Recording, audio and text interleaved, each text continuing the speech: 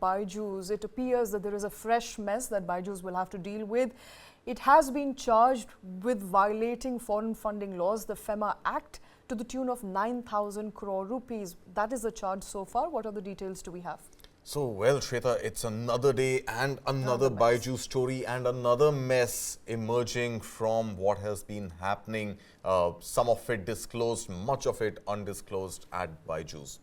What we understand thus far is that between 2011 and 2023, and this is the period during which the Enforcement Director has conducted its investigations. Remember, 2011 is technically when BYJU'S was born, and right up till this year, 2023, 28,000 crore rupees have been received by way of FDI apparently into BYJU'S. Now, out of this 28,000 crore rupees, in excess of 9,700 crore rupees has been remitted outside the shores of India by BYJU'S. Now, out of this, apparently 9,362 crore rupees are in some sort of direct violation of the FEMA guidelines. What are the FEMA rules? This is the Foreign Exchange Management Act, and FEMA, according to this guidelines or according to this act, any sort of investments that you're making abroad, any sort of remittances that you're making abroad need to be reported. Now, it seems that BYJU'S has lapsed on many counts, including reporting of FEMA norms. Now, what are the specific issues right now that emerge?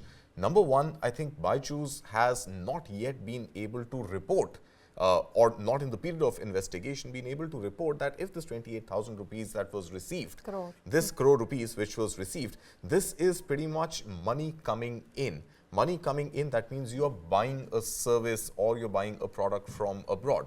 Now, what exactly are you buying? You're obviously then, if you're paying money, if you're receiving money, that means you're giving a service. What is the service you're giving? That service has to be reported, right? So, in this case, if it is direct investment, if you're talking about FDI, then issue of share capital should have been reported. That has apparently not happened. Then in the second point, it is the remittances that you've made abroad. That is treated pretty much like importing something. You're buying something, that is why you're pushing money out. If you spent money abroad, what have you bought? What have you imported? That has again not been made clear. So is there a product that you've bought? Is there a service that you've bought? What is it that you have paid this 9,300 crore rupees for? So there's not been any formal declaration? There hasn't been a formal declaration according to Enforcement Directorate. Right. Now, the third point is that if it is not a sale or purchase of imports or exports, then perhaps you're looking at investments. So, if there is investment which has come in by way of FDI, why is that not reported? And if there is investment that you have made outside of the shores of India, why is there no disclosure of that as well? So, these are the four counts, four failures which have been attributed to BYJU'S in this FEMA violation. Now, BYJU'S has come out and said two counts. Number one, it has said that it has not yet, and this is as of yesterday evening, that it has not yet received any formal charge or any formal complaint, or any sort of notice from the Enforcement Directorate. So this is number one. Number two, even on the basis of media reports, which stated categorically, and ED also confirmed that a notice has been sent, a show cause notice has been sent to BYJU'S.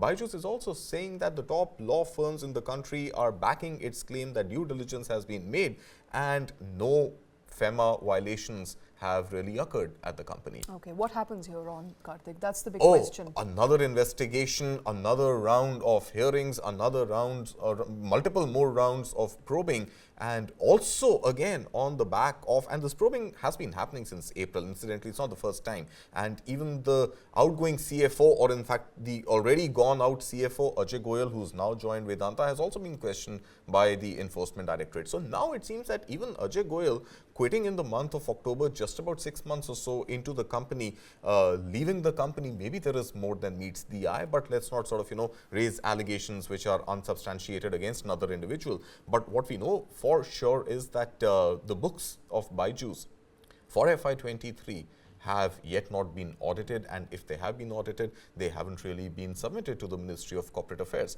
So the numbers, the financials have not been reported. We saw FY22 financials being reported only in the first week of November, and this is a good 2.5 years after closure of the financial year. And now in the case of FY23, we are already 6 months, more than six, almost 7-8 months into the financial year, and there hasn't been any disclosure of financial statements for FY23. All right. So what are these investments? What have you invested abroad in? Why has that not been made public? Why has that not been reported to auditors, etc.? All these questions remain unanswered. Absolutely. And you know, the BYJU'S story has many facets to it. One is, of course, the pressure that it's dealing with by the virtue of its board members who resigned recently, its auditor that resigned, and that is one. The other is the financial pressure. It's not being able to make as much money as it anticipated at the peak of COVID.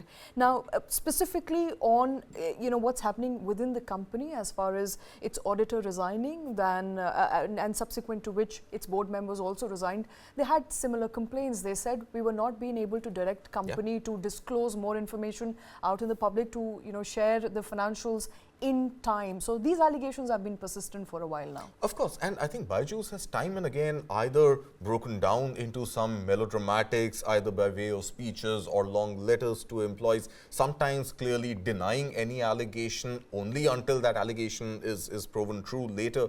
Now, in the case of the board resigning, 3 board members, investors resigning, including Sequoia and Chang, Sequoia now called Peak 15 Ventures, as well as Chang Investments.